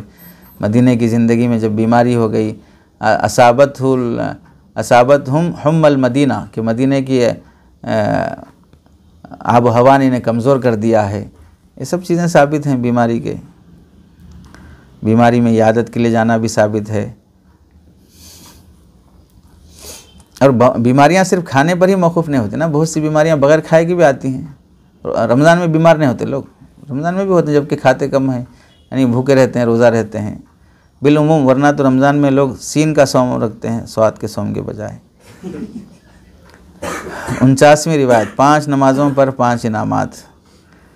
ये बाज़ रिवायत ऐसी हैं जिस पर इख्तिसार से कलाम करना बहुत वहशत का सबब बनता है, लेकिन हम चूँकि इनकी किताब से सुना रहे हैं, ये रिवायत भी फ़ज़ाइल में मौजूद है कि जो शख्स 5 नमाज़ों का अहतमाम करेगा अल्लाह उसे 5 इनामात से नवाजेंगे। बाज़ जगहों पर मस्जिदों की गेट पर वगैरह पर भी लिखकर इसे चश्मा किया जाता है। रिस्क की तंगी से उसे दूर कर दिया जाए, रिस्क की तंगी उससे दूर कर दी जाएगी, अज़ाब क़ब्र हटा दिया जाएगा, नामा आमाल बाएँ हाथ में दिया जाएगा, पुलसरात पर बिजली की तरह से पार करेंगे, बग़ैर हिसाब के जन्नत में दाखिल होगा। अरे बोलते भी है ना, लिखा भी है। तो मुस्तनद हदीस की किताबों में मौजूद नहीं है, इसलिए इस बात को हदीस या हदीस का मफ़हूम कह के बयान नहीं करना चाहिए। तफसील इसकी आएगी गैर मोतबर रिवायत का फ़न्नी जायज़ा तंबीहात सिलसिला नंबर 25, वहाँ पर जब आएगी तफसील तो ये दफ़ा दखल मुक़द्दर भी दूर होगा कि हज़रत शेख ने क्यों ज़िक्र किया, क्या तफसील है उसकी। रिवायत नंबर 50, आप सल्लल्लाहु अलैहि वसल्लम की खिदमत में एक औरत अपने दूध पीते बच्चे को ले आई और कहा कि इसे जिहाद में ले जाएं। लोगों ने इस औरत से कहा कि ये बच्चा जिहाद में क्या काम करे। उसने औरत ने कहा कि इसे अपने लिए ढाल बना लें। यानी ये शौक़ था सहाबियात का, अपने बच्चों को भी जिहाद के लिए ये कर देते थे, अब तुम लोग 3 दिन 40 दिन के लिए तैयार नहीं होते। यानी बताना मकसद ये है कि तरगीब दी जाए इस वाक़ये से, लेकिन ये वाक़या साबित नहीं है, सीरत की किताबों में या हदीस की किताबों में कहीं नहीं है, तो बयान नहीं करना चाहिए। 51वीं रिवायत है, घर में बिस्मिल्लाह पढ़कर झाड़ू देने पर बैतुल्लाह में झाड़ू देने का अजर और सवाब मिलता है। बीवियों को खुश करने के लिए कहा होगा, बाकी ये साबित नहीं है। 52वीं रिवायत, हज़रत फ़ातिमा रज़ी अल्लाह तआला अन्हा के लिए जब इंतकाल हुआ तो उन्हें क़ब्र में दफन के लिए लाया गया, तो क़ब्र में रखने से पहले एक सहाबी ने कहा, क़ब्र तू जानती है कि कौन है? अतदरी मन हाज़ी, हाज़ी बिन्तु रसूलिल्लाह व ज़ौजतु अलीकिन। अरे याद है, बचपन की याद की हुई इबारतें। मोहम्मद सल्लल्लाहु अलैहि वसल्लम की बेटी हज़रत अली रज़न की बीवी हैं, व उम्मुल हसन वल हुसैन, हज़रत हसन हुसैन की वालिदा हैं, जन्नती औरत की सरदार हैं। तो क़ब्र ने जवाब दिया, हादिही लैसत बैतु हसबिन व नसबिन, ये हसब और नसब गिराने की जगह नहीं है। ये वाक़या भी बेसनद है, हदीस की किसी भी मोतबर या गैर मोतबर किताब में भी नहीं मिलता, इस वास्ते इसको बयान नहीं करना चाहिए। वो तो सही बात है कि वहाँ हसब नसब से क्या चाहिए, ख़बर में किसको भी दफनाओ, वह आमाल के हिसाब से ही उसके साथ सुलूक होगा, हसब नसब का क्या चलेगा वहाँ पर। बात तो सही है, लेकिन हज़रत फ़ातिमा रज़ी अल्लाह तआला के साथ ऐसा वाक़या पेश आया हो, वो साबित नहीं है। 53वीं रिवायत, जो ये चाहता है कि अल्लाह ताला बग़ैर सीखे इल्म दे दे, बग़ैर किसी के राह दिखाए हिदायत दे दे, तो उसे चाहिए कि दुनिया से ज़ुहद इख्तियार कर ले। बेअसल रिवायत है, मुल्ला अली क़ारी ताहिरी पटनी ने इसको मनगढ़ंत करार दिया है। 54वीं रिवायत, वज़ू के बाद शहादतैन पढ़ते हुए आसमान की तरफ देखना और आसमान की तरफ उंगली उठाना, ये अहादीस ज़ईफ़ा से साबित है। वज़ू के बाद आसमान की तरफ देखना अहादीस ज़ईफ़ा से साबित है। शहादत की उंगली का इशारा करना फिर आप सल्लल्लाहु अलैहि वसल्लम से साबित नहीं है, लिहाजा इसको मसनून समझते हुए करना दुरुस्त नहीं है। इसकी दारुल देवबंद वगैरह में भी इसके मुतालिक सवाल जवाब मौजूद है, तो वहाँ जब आएगा तो उसके हवाले से हम इसको ज़िक्र करेंगे, फ़िक़्ह की किताब में मौजूद है। 55वीं रिवायत, मसाह करने का तरीक़ा, पहले दोनों हाथों के आखिर की 3 उंगलियों से सर के अगले हिस्से से गुद्दी तक ऐसे ले जाना, फिर गुद्दी की तरफ से सर के दोनों जानिब मसा ऐसा करना, फिर दोनों उंगलियों से पहले ऐसे करते ना, पहले ऐसे करना, फिर गुद्दी से ऐसे करना, फिर दोनों उंगलियों से कान का मसा, फिर ये अंगूठे से गर्दन, इस तरह का पिछले हिस्से का, फिर गर्दन का मसा। ये जो तरीक़ा है ये फ़िक़्ह की किताबों में लिखा हुआ है, बाकी हदीसों से ये साबित नहीं है। बाकी है कि फ़िक़्ह की किताबों में भी कहाँ से लिखा हुआ है, फ़ुक़हा इकराम ने कैसे लिख दिया, तो इतना ज़्यादा जरी नहीं हो जाना, फ़ुक़हा कैसे लिख दिए, फ़लाँ कैसे लिख दिए, तो ये बातें भी वही बड़े लोग बोल रहे हैं, वो भी उन्होंने ही लिखा है, तो दोनों में एतदाल बाकी रखो। तो ये तरीक़ा आप सल्लल्लाहु अलैहि वसल्लम से बतौर मसनून होने के साबित नहीं है, और ना ही किसी सहाबी से और ना ही हज़रत इमाम अबू हनीफ़ा रहमतुल्लाह अलैह से। सही तरीक़ा दोनों हाथों को सर के पूरे अगले हिस्से पर रखकर गुद्दी तक ले जाना, बस पूरे हाथ को ऐसे रख के, बस वापस लौटाने का कोई तज़किरा नहीं है। अहसनुल फ़तावा में लिखा है और फ़तावा क़ासिमिया में भी इसका तज़किरा मौजूद है। मौज़ू अहादीस से बचिए, ये उम्दतुल अक़ाविल हज़रत मुफ्ती रिज़वान साहब शेखुल हदीस जामिया इशाअतुल अक़ल कुव्वा की है, उन्होंने भी इसे ज़िक्र किया है। 56वीं रिवायत, नमाज में सुस्ती करने पर अज़ाब, जो शख्स नमाज में सुस्ती करता है उसको 15 अज़ाब होंगे, 6 अज़ाब दुनिया में, 3 अज़ाब मौत के वक्त, 3 क़ब्र में, 3 क़ब्र से निकलते वक्त। है ये हदीस? अरे सुने, फ़जर की नमाज़ छोड़ने पर चेहरे का नूर ख़त्म, ज़ोहर की नमाज़ छोड़ने पर रिज़्क़ की बरकत ख़त्म, असर की नमाज़ छोड़ने पर वजाहत ख़त्म, मगरिब की नमाज़ छोड़ने पर औलाद में बरकत का ना होना, इशा की नमाज़ छोड़ने पर नींद की राहत ख़त्म होना। नमाज़ छोड़ने वाला क़ियामत के दिन इस हाल में लाया जाएगा, उसके चेहरे पर 3 लाइनें लिखी होंगी, अल्लाह की रहमत को ज़ाय, अल्लाह की हक़ को ज़ाय करने वाले, अल्लाह के गुस्से के मुस्तहिक़, जिस तरह तूने दुनिया में अल्लाह का हुक्म और उसका हक़ ज़ाय किया, आज तू रहमत से मायूस है। ये तीनों रिवायतें उलमाए मुहद्दिसीन के नज़दीक बातिल और मनगढ़ंत हैं। अहादीस की मुस्तनद किताबों में रिवायत साबित नहीं है, लिहाजा इसको आप सल्लल्लाहु अलैहि वसल्लम की तरफ मनसूब करके बयान करना हरगिज़ जायज़ नहीं है। अब ये फ़ज़ाइल में मौजूद है, फ़ज़ाइल नमाज में मौजूद है, हज़रत शेखुल हदीस ने नकल की है। लेकिन नकल करने के बाद हज़रत ने क्या फरमाया, ये हदीस अगरचे कि आम कुतुब हदीस में मुझे नहीं मिली हैं। तो हज़रत ने भी अपनी ज़िम्मेदारी पूरी, मुझे नहीं मिली भाई ये बातें, लेकिन दूसरे लिखे हैं तो उनके भरोसे में मैं ज़िक्र कर दिया, ये गोया के मतलब। तो हज़रत ने भी कोई मुस्तनद हवाला देकर बात नहीं की है। और न मिलने का हज़रत ने, जब शेखुल हदीस को नहीं मिली तो मुझे आपको मिल जाएंगे, कहाँ से मिल जाएंगे। हज़रत रिवायत नंबर 57, कितने ही कुरान पढ़ने वाले ऐसे हैं जिन पर कुरान ख़ुद लानत करता है। रुब्बा क़ारिइन लिल कुरान वल कुरान यलअनुहु। अरे है, सुने नहीं सुने?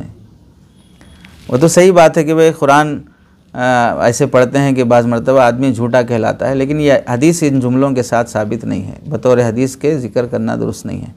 हो सकता है कि मानन दुरुस्त हो, किसी हदीस को लफ्ज़न मौजू करार देने का मतलब मानन भी मौजू होना लाजिम नहीं आता, दूसरे रिवायात से उसका मफ़हूम और माना साबित हो सकता है।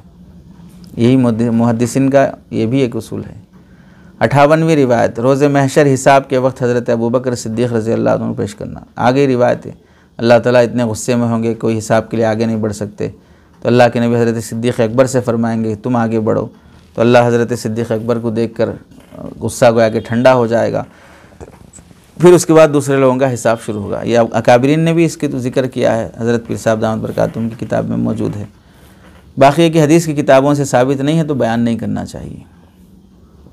इन बुज़ुर्गों का एहतराम भी अपनी जगह पर 100% बाकी रखा जाएगा। किसी की शान में इन रिवायात की वजह से कोई बेहतरामी नहीं की जाएगी। गलत है, गुनाह की बात है अगर बेहतरामी होती हो। 59वीं रिवायत, सहाबी का नमाज़ पढ़कर अल्लाह से नमक मांगना। एक सहाबी मस्जिद में आए, 2 रकात नमाज़ पढ़ी, चले गए। आप वहाँ मौजूद थे। आप सल्लल्लाहु अलैहि वसल्लम ने सहाबा से पूछा क्या तुम्हें मालूम है इन्होंने नमाज़ पढ़कर अल्लाह से क्या मांगा है? सहाबा ने फरमाया अल्लाह और उसके रसूल ही बेहतर जानते हैं। आप सल्लल्लाहु अलैहि वसल्लम ने फरमाया इन्होंने अल्लाह से नमक मांगा है। यानी मतलब छोटी सी छोटी चीज़ भी अल्लाह से मांगना है, और सहाबा अमली तौर पे करके दिखाए हैं। ये वाक़या मैं भी पहली मरतबा पढ़ रहा हूँ यहाँ पर, इससे पहले मुझे भी ना सुना हूँ ना कभी पढ़ा हूँ इस तरह की बात। ये वजाहत करने की इसलिए ज़रूरत पड़ी है कि बाज़ लोग हमारे इस तरह के दुरूस पर एक एतराज़ करते हैं कि भाई हम 25 साल से दावत तबलीग में हैं, 40 साल से हैं, 50 साल से हैं, ये बातें जो आप कह रहे हैं आप ही की ज़ुबान से सुन रहे हैं, हम तो अब तक नहीं सुने हैं। बहुत शरीफ बनने की कोशिश करते लोग नहीं सुने बोल के, तो हम क्या ज़मीन से मुर्दे खोद के ला के पेश कर रहे हैं क्या? यहाँ पर जो किताबों में लिखा है वो पेश कर रहे हैं ना। जो लिखने वाले कहाँ से लिखे हैं? कहीं ना कहीं से सुन के ही तो लिखे होंगे, या वो फिल्म बनाने वाले वो प्रोड्यूसर हैं क्या? मतलब क़िस्सा गोई कहानियाँ खुद से घड़ के लिख दिए हैं, ऐसा तो नहीं है। दसियों लोगों से सुना होगा, कुतुब फतावा में इस्तिफ्ता आया है, तभी तो ये हज़रात ने मुरतब किया है। ये रिवायत मनगढ़ंत और बेबुनियाद है। इस तरह की कोई बात अहादीस से साबित नहीं तो बयान नहीं करना चाहिए। आप सल्लल्लाहु अलैहि वसल्लम ने उम्मत को अपनी हर छोटी बड़ी तमाम हाजतें अल्लाह से मांगने की तरगीब दी हैं। चुनांचे हदीस में है तुम में से हर शख्स को चाहिए कि वह अपने रब से अपनी हाजतें मांगे, यहाँ तक कि नमक भी अल्लाह से मांगे, जूते का तस्मा टूट जाए वो भी अल्लाह से मांगे। हिदायत तो है, बाकी वो वाक़या जैसा पेश आया ना, वो वाक़या इस तरह साबित नहीं है। ये तिरमिज़ी की रिवायत है। 60वीं रिवायत है, एक मरतबा आपने फरमाया कि आप सल्लल्लाहु अलैहि वसल्लम ने हज़रत उमर को कच्चे गोश्त के जलने की बू आई, तो हज़रत अबू बकर ने फरमाया दीन की फ़िक्र में मेरा दिल जल रहा है। कच्चे गोश्त की जलने की बू आई तो हज़रत सिद्दीक़ अकबर ने फरमाया दीन की फ़िक्र में मेरा दिल जल रहा है, वो दिल से जलने की बू आ रही है। समझे? किसी हदीस की किताब में साबित नहीं है। 61वीं रिवायत है, हज़रत इब्राहीम अलैहिस्सलाम को जब नमरूद ने आग में डाला तो उस वक्त एक परिंदा अपनी चोंच में पानी भरकर आग में डालता रहा, जब गिरगट उस आग पर फूंक मारता रहा जबकि ताकि आग मज़ीद भड़के। अरे समझे? बोलते हैं जितना अपने बस में उतना तो करना चाहिए, जैसे कि चिड़िया पानी डाल रही है, बोलते हैं अपने से जितना हो सकता है। तो मिसाल में ये पेश करते हैं, ये हमारे नबी अलैहिस्सलाम से मुताल्लिक़ तो बात नहीं, हज़रत इब्राहीम अलैहिस्सलाम से मुताल्लिक़ बात है, लेकिन चूँकि हदीस की किताबों में नहीं है, मोतबर या गैर मोतबर, तो बयान नहीं करना चाहिए। हदीस में है कि आप सल्लल्लाहु अलैहि वसल्लम ने फरमाया मेंढक हज़रत इब्राहीम अलैहिस्सलाम कि आग को बुझाता रहा, छिपकली आग में फूंक मारती रही। चुनांचे आपने मेंढक को मारने से मना फरमाया और छिपकली को मारने का हुक्म दिया। ये साबित है। अरे समझे, बाकी वो चिड़िया का डालना वो चीज़ें साबित नहीं। मुसन्नफ़ अब्दुल रज़्ज़ाक़ की रिवायत है। 62वीं रिवायत है, किसी मुसलमान को वज़ू करने के लिए लोटा देना जिहाद में घोड़ा देने के बराबर है। साबित नहीं है। नेकी में तावन तो करना चाहिए बहर सूरत। 63वीं रिवायत है, हज़रत उमर रज़ी अल्लाह तआला अन्हु का अपने बेटे को कोड़े मारना। यानी बेटे अब्दुर्रहमान अल-औसत कुन्यत अबू शहमा ने एक बार शराब पी, जिस पर हज़रत उमर ने उनको कोड़े लगवाए, जिससे उनका इंतकाल हो गया। हज़रत उमर के कोड़े पूरे नहीं हुए थे, बच्चा इंतकाल हो गया, तो बकिया कोड़े ले जाके क्या किए, क़ब्र पर बरसाएँ। ये किस तरह पेश कर रहे हैं हज़रत उमर रज़ी अल्लाह को। नाउज़ुबिल्लाह, क्या कोई साहब इतना जल्लाद हो सकता है? मरने के बाद, अच्छा मरने के बाद दफना दिए, क़ब्र पे कोड़े मार के क्या करना चाह रहे? उससे क्या दियत अदा हो जाएगी, यानी जिनायत पूरी हो जाएगी उससे? वो तो नहीं होगी। और फिर कोड़े मारने में भी फ़ुक़हा ने क्या मिक़दार लिखी है कि भाई इस लिहाज से मारना चाहिए कि जान ना जाए, वरना तो शराब पीने की सज़ा कत्ल तो नहीं है ना। तो आप ऐसे मारे कि मरीज गया हो, तो वो तो शरान सज़ा है नहीं उसकी, तो ऐसा कैसे सज़ा देंगे कोई सहाबी? तो गोया कि हज़रत उमर रज़ी अल्लाह तआला को इस वाक़ये में मुनसिफ़ नहीं, नाउज़ बिल्लाह जल्लाद बनाकर पेश किया गया है। घड़ने वालों ने उस तरह घड़ा, हम उसे इंसाफ के पैराए में सोच रहे हैं। हालांकि कोड़े मारने के भी उसूल आदाब हैं, कितना ज़ोर से मारना, कैसे कोड़े से मारना, उसकी जो धार रहती है कितनी मोटी होना, सब फ़ुक़हा ने लिखा है। तो ये रिवायत बेअसल और बेबुनियाद है, बयान नहीं करना चाहिए। हज़रत हकीमुल उम्मत थानवी रहमतुल्लाहि अलैह ने भी और मुफ्ती हज़रत मौलाना शेख यूनुस साहब जौनपुरी रहमतुल्लाहि ने भी नवादिउल फ़िक़्ह में इसको मौजू करार दिया है। 64वीं रिवायत ये तो आ गई थी। एक सहाबी नमाज़ पढ़कर मस्जिद से फ़ौरन निकले, रसूलुल्लाह सल्लल्लाहु अलैहि वसल्लम की मजलिस में शिरकत नहीं करते। वजह पूछी गई तो मालूम हुआ कि मेरे घर में एक ही कपड़ा है, एक ही चादर है, उसी से मैं नमाज़ पढ़ता हूँ, फिर मैं ले जाकर घरवाली को देता हूँ, तो फिर घरवाली उसी से नमाज़ पढ़ती है। तो ये साबित नहीं है वाक़या। बिन्नौरिया टाउन वालों ने भी इसे मौजू करार दिया है। ये रिवायत भी बहुत बोला होगा या सुना होगा आपने। हज़रत मूसा अलैहिस्सलाम के पेट में दर्द हुआ तो उस वक्त अल्लाह ताला ने उनसे हुक्म फरमाया कि एक दरख्त का पत्ता खा लें। फिर जब दोबारा पेट में दर्द हुआ तो हज़रत मूसा अलैहिस्सलाम अल्लाह की इजाज़त के बगैर ख़ुद से उस दरख्त का पत्ता खा लिए, जिससे पेट का दर्द नहीं बल्कि और बढ़ गया। तो बाद में पूछे, भाई पहले तो मेरी इजाज़त से खाए तो मेरा हुक्म था, उसमें शिफा मिली, तो मेरी इजाज़त के बगैर खाए तो उसमें शिफा का हुक्म नहीं मिलता। यानी मतलब जो भी होता है अल्लाह के हुक्म से होता है, ये बताना रहता है उस वाक़े से। बाकी है कि हज़रत मूसा अलैहिस्सलाम को बीच में इस तरह ला के पेश करना, इतने बड़े सहाबी को, इतने बड़े नबी को, अल्लाह माफ़ करे, तो बेबुनियाद है। असल में क्या है कि हज़रत मूसा अलैहिस्सलाम इतने जलील क़द्र नबी हैं, बहुत से मौक़ों पे इनको ऐसे ही पेश कर देते लोग। हज़रत मूसा अलैहिस्सलाम के सहारे से कई बातें बोल देते, जबकि हज़रत मूसा अलैहिस्सलाम का वहाँ दूर दूर तक दखल भी नहीं रहता। इतने जलील क़द्र नबी हैं, अगर इतने ये सब बातें उनके हवाले से बोल के कल क़यामत में मालूम हुआ, पकड़ के एक मुक्का मार दिए क्या क्या बोले मेरी तरफ से, तुम देखे मेरे पेट में दर्द हुआ तो एक लगाए वहाँ, तो फिर उसी झाड़ के नीचे जाए गिरते जहाँ जिस झाड़ का हवाला दे रहे थे। दारुल उलूम देवबंद ने भी इस वाक़े को मौज़ू और मनगढ़ंत करार दिया है, यानी फतावा में। रिवायत नंबर 66, गश्त हर नबी की सुन्नत है और 4 अमलों का नाम गश्त है। पहला अमल कुछ अफराद का महल्ले गली कूचों में जाकर मस्जिद आने की दावत देना। दूसरा अमल मस्जिद में दीन की फ़िक्र वाली बात करना। तीसरा अमल दुआ और ज़िक्र है। चौथा अमल इस्तक़बाल है। ये इंतज़ामी चीज़ें हैं, इसमें कोई मना नहीं है। बिल्कुल एक काम करने के लिए इस तरह की तरतीब बनाई जा सकती है। शरान ये कोई शरीयत के मुखालिफ भी नहीं है, लेकिन इसी अमल को इसी ख़ास नहज में सुन्नत करार देना, गश्त वाले इसी अमल को इसी नहज में जो कर रहे हैं ये तमाम नबियों की सुन्नत है, ये करार देना ये साबित नहीं है। वाक़तन ज़ाहिर सी बात है कि इस तरह का 4 अमलों पर मुश्तमिल गश्त किसने बनाया है? हज़रत इलियास साहब रहमतुल्लाह ने बनाया है, तो उसे तमाम नबियों की सुन्नत कैसे कह दिया जाएगा? तो वैसे वही बात हुई ना कि हज़रत याकूब अलैहिस्सलाम की आंखों में जो बिनाई चली गई थी वो हज़रत सैयदना अब्दुल क़ादिर जिलानी रहमतुल्लाह अलैह के नाउज़ुबिल्लाह लुआब से सही हुई थी। ये तो बाद में आए, बिनाई तो बहुत पहले की बात है। तो अम्बिया तो बहुत पहले चले गए, तो गश्त का अमल तो बाद में शुरू हुआ, तो फिर तमाम नबियों का बोल देना कैसे हो गया? अरे समझे नहीं समझे? बाकी अपनी जगह ये अमल सही है, यानी 4 तरीक़ों पर मुश्तमिल रह के जो काम होता है वो काम अपनी जगह पर सही है, वो शरीयत के ख़िलाफ़ नहीं है। उसको उसके दर्जे को बढ़ा देना ये बात गलत होती है। गश्त यानी लोगों के पास जाकर दीन की बात बताना। लिहाजा अंबिया इकराम अपने तरीक़े दावत में मुरव्वजा तबलीगी गश्त के उसूल और ज़वाबित के पाबंद तो नहीं थे कि अब जो आप तरीक़े बनाएं 4 अमल के नाम से, वो तो अंबिया को क्या मालूम था जो आप जो बनाए हैं। वो अपने हिसाब से अपने ज़माने में गश्त की दावत दिए हैं। ना ही किसी नबी ने इन उसूल और ज़वाबित के साथ गश्त किया है और ये साबित है। इसलिए गश्त हर नबी की सुन्नत है कहने के बजाय ये कहा जा सकता है अंबिया इकराम अपनी कौम में चल फिर कर दीन की दावत देते थे। इतनी बात बोल सकते। तमाम नबियों की सुन्नत है बोलना ये महल नज़र है, इसे बयान नहीं करना चाहिए। और ये नहीं करना चाहिए, हम नहीं बोल रहे हैं। दारुल फतावा दारुल वक्फ देवबंद जिल्द नंबर 2 सफ़ा नंबर 300, दारुल इफ्ता जामिया इस्लामिया बिन्नौरी टाउन कराची, इसका भी फतवा है। हमें अहले इल्म की तहक़ीक़ात पर एतमाद करना चाहिए, तभी हम शरीयत पे बाकी रह सकते हैं। जज्बाती गुफ्तगू में आएंगे तो शरीयत भी हाथ से जाएगी, दीन भी हाथ से जाएगा, फिर कोई दीन का काम नहीं होगा, सिर्फ मनमानी ही रहेगी और नफसानियत ही रहेगी बस, चाहे कितना भी उसे दीन का काम समझते रहो। 67वीं रिवायत 67, हज़रत हुज़ैफ़ा इब्नुल यमान एक मरतबा बादशाह के दस्तरखान पर खाना खा रहे थे। अचानक एक लुक़मा दस्तरखान पर गिरा, उसे उठाकर खाने लगे तो पड़ोस में बैठा हुआ रोका कि भाई ये तो बादशाह का दस्तरखान है, आप ऐसा कर रहे हो, इंसल्ट हो जाएगी। तो हज़रत हुज़ैफ़ा रज़ियल्लाहु तआला ने जवाब दिया, आतरुकु सुन्नत हबीबी लिहाउलाइल हुमक़ा, अरे समझे, इन हमकों के आखिर में अपने हबीब की सुन्नत छोड़ दूँ।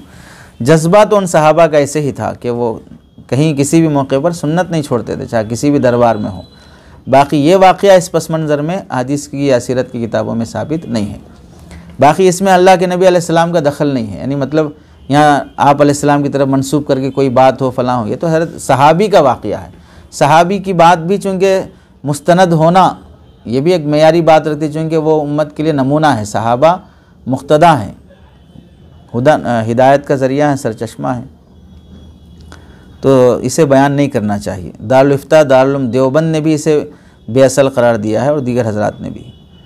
68वीं रिवायत, जिसके दिल में राई दाने के बराबर ईमान होगा, अल्लाह उसको इस दुनिया से 10 गुना बड़ी जन्नत देंगे। इन अल्फाज के साथ हदीस की किसी किताब में मौजूद नहीं है, इसलिए बतौर हदीस के मंसूब करके बयान नहीं करना चाहिए। अलबत्ता मुस्लिम शरीफ में रिवायत है जिसे बयान कर सकते हैं, जो शख्स सबसे आखिर में जन्नत में दाखिल होगा उसको अल्लाह ताला इस दुनिया से 10 गुना बड़ी जन्नत देंगे। सबसे आखिर में जाएगा, उसमें राय दाने का जिक्र नहीं है।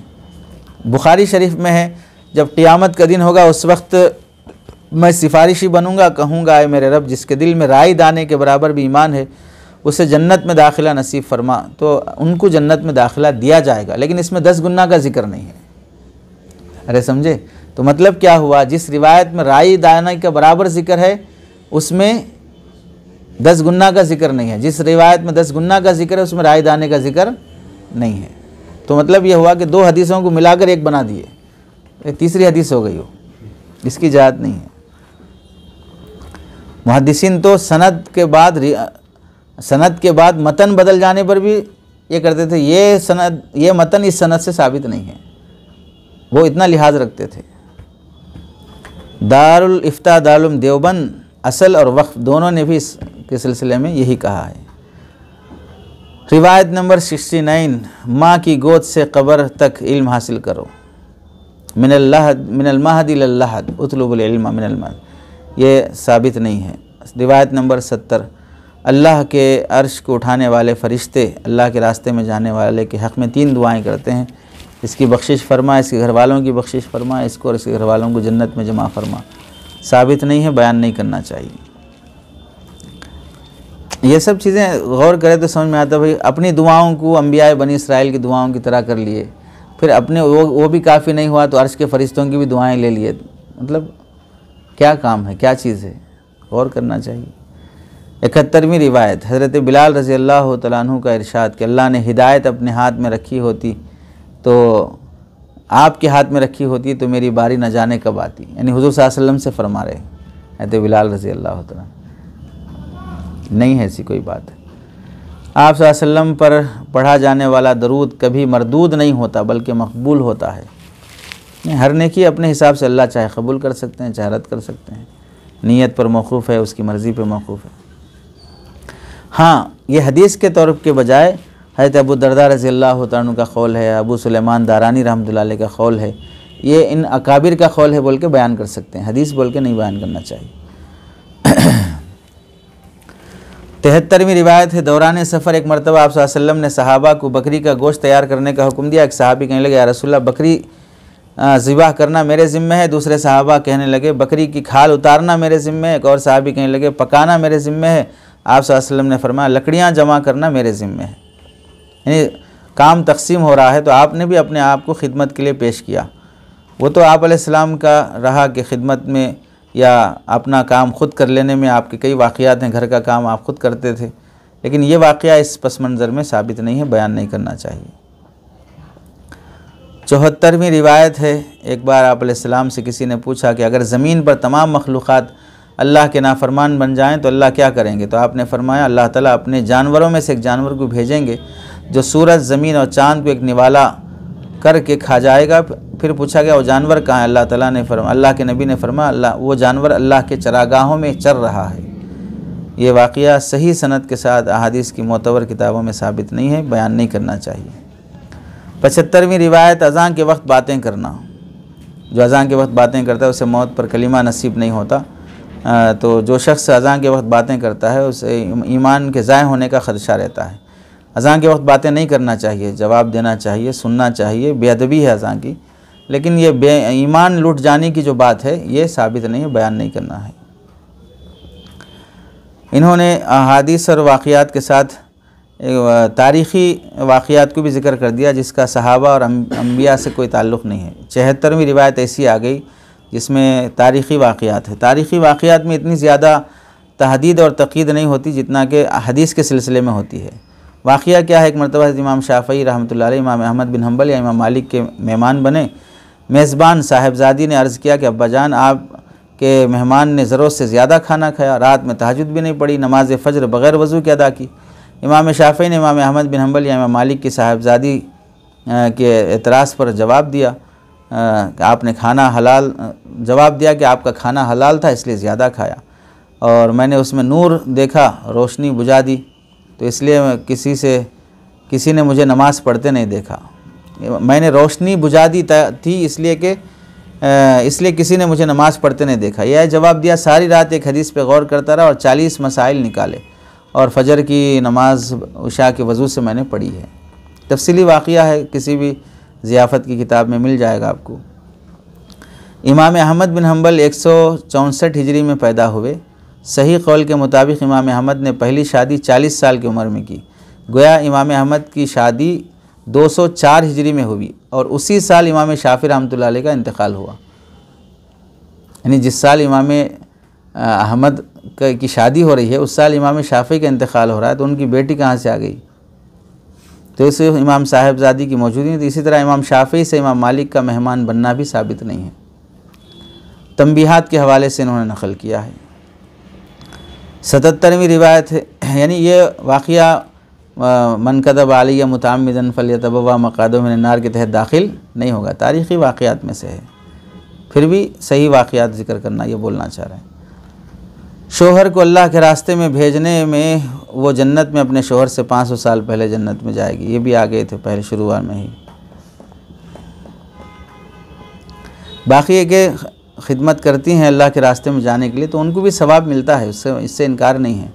चुनांचे इससे इस्तेदलाल हो सकता है कि हज़रत अस्मा बिन्त यज़ीद अंसारिया अल्लाह के नबी अलैहिस्सलाम के पास दीगर सहाबियात की नुमाइंदगी के तौर पे आईं कि अपने शोहरों की इबादत, दीनी खिदमत, क़ुरबानियों के बारे में बताकर औरतों के बारे में पूछा कि उनके सवाब में औरतें भी शरीक होंगी कि नहीं होंगी। यानी मर्दों को जुमा की नमाज है, जिहाद है, अल्लाह का रास्ता है, सब चीज़ें हैं, हाँ औरतों को नहीं है, ये क्या वजह है? तो हम कैसे वो सवाब पाएँ? तो आप अलैहिस्सलाम ने फरमाया, अच्छी तरह जान लो, उन औरतों को भी बता दो कि औरत का अपने शोहर के साथ अच्छा बर्ताव, उनकी खुशनुदी को ढूंढना, उस पर अमल करना, ये सब चीज़ों के बराबर सवाब है। यानी ये जुमा की नमाज़ पढ़ते हैं, जनाजा पढ़ते हैं, जिहाद में जाते हैं, उस सब के बराबर तुमको भी सवाब मिल जाएगा। शोहर को खुश रखने की कोशिश करो, ये साबित है। 78वीं रिवायत, आप सल्लल्लाहु अलैहि वसल्लम ने एक शख्स को मस्जिद में सोता हुआ देखकर हज़रत अली से फरमाया, इसको जगा दो। तो अली रज़ी अल्लाह अन्हु ने उसे जगाया। बाद में आप अलैहिस्सलाम से बजाते खुद न जगाने की वजह पर, भाई आप भी तो उठा सकते थे। आप अलैहिस्सलाम से पूछा, आप या रसूलल्लाह आपने क्यों नहीं उठाया? तो आप अलैहिस्सलाम ने फरमाया, मुबादा वो मेरे जगाने पर इनकार कर बैठता तो काफिर हो जाता, मगर तुम्हारे इनकार करने पर वो काफिर नहीं होगा। ये भी किसी मोतबर किताब में सनद से साबित नहीं है, बयान नहीं करना चाहिए। 79 जमात में एक नमाज का सवाब 7 लाख नमाजों के सवाब के बराबर मिलता है। ये फ़जीलत क़िताल फ़ी सबीलिल्लाह के साथ मखसूस है। इस फ़जीलत को मुरव्वजा दावत व तबलीग़ पर मुनहसर समझना सरासर गलत है। ये साहिब किताब की इबारत है जो अभी सुनाई गई। हाँ, ये रिवायत है कि जो शख्स अपने घर में रहते हुए अल्लाह के राह में ख़र्च करता है, 1 दिरहम के बदले 700 दिरहम खर्च करने का सवाब मिलता है। और जो शख्स खुद अल्लाह के राह में क़िताल करता है, उसमें ख़र्च करता है, उसे 1 दिरहम के बदले 7 लाख दिरहम खर्च करने के बराबर सवाब मिलता है। तो यहाँ पर अल्लाह के रास्ते में क़िताल भी करता है और उसमें ख़र्च भी करता है, तो जिहाद से मुताल्लिक़ है। तो फ़ी सबीलिल्लाह के मफ़हूम में अगर उसत मानी जाए तो मज़कूरा फ़जीलत में मशाइख़ इज़ाम के दीनी असफ़ार, तालिब इल्मों की इल्मी असफ़ार, कसब माश के तिजारती असफ़ार, उलमा इकराम के इस्लाही असफ़ार और हर दावती तबलीगी असफ़ार शामिल होंगे। इस मखसूस फ़जीलत का इन्हिसार इन तमाम शोबों में से किसी एक पर करना और दूसरे शोबों की नफ़ी करना ये सही नहीं है। यानी अगर 7 लाख का सवाब मिलता है एक नमाज का सवाब, तो 7 लाख का सवाब अगर हम जलसे के लिए जा रहे हैं तो उस पर भी मिलना, फिर तिजारत के लिए जा रहे हैं उससे भी मिलना, फिर चूँकि ये सब जो हलाल कमाई का जो तिजारती सफ़र है वो भी इबादत ही है, वो भी हुकूक़ वाजिब अदा करने के लिए है। ऐसे ही तालिब इल्म हासिल करने के लिए आता है, सूफिया इकराम अपनी मजालिस के लिए आते हैं, सब पे मिलना। अगर हमको ही मिलेगा दूसरों को नहीं मिलेगा तो फिर ये मसला है कि भाई आपका क्या ताल्लुक़ है ख़ास इस सवाब से, तो फिर वो तो ख़ास सिर्फ जिहाद से मुताल्लिक़ हदीस है वो। ये साहिब किताब के कहने का मतलब है। 80 रिवायत नंबर, दीन की राह में आप सल्लल्लाहु अलैहि वसल्लम का पत्थर खाना, यानी आप सल्लल्लाहु अलैहि वसल्लम को इतने पत्थर मारे जाते कि आप पत्थरों में छुप जाते। हज़रत जिब्राइल आते, आपसे पत्थरों से हटाते और आप अपने पैरों से मलते, जिसकी वजह से आपके पैरों के ज़ख्म फ़ौरन अच्छे हो जाते।